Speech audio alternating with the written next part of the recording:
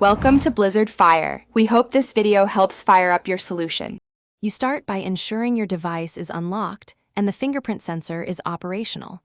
If not, fix that first.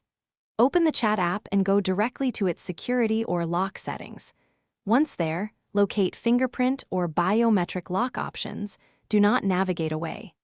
Make sure you have the app PIN or password handy because the app will request it to modify biometric enrollments. This step prevents accidental lockouts and sets you up to remove the fingerprint securely and quickly. Next, tap the fingerprint or registered biometrics section and choose Manage or Registered Fingerprints.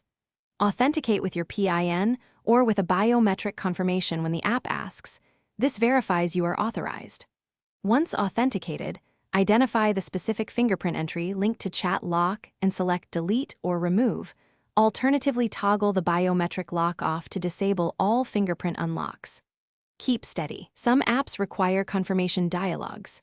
Once done, the app will finish by restarting the app and testing the lock to confirm it now requires your PIN or password alone. If you plan to use biometrics again, re-enable them via a fresh fingerprint enrollment rather than reusing old entries. If removal fails, make sure the app is updated and clear its cache or force stop, then retry. Sometimes system biometric settings block changes. If problems persist, uninstall then reinstall the app after exporting chats, or contact app support as a last resort. Thanks for watching. If you found this helpful, don't forget to like and subscribe.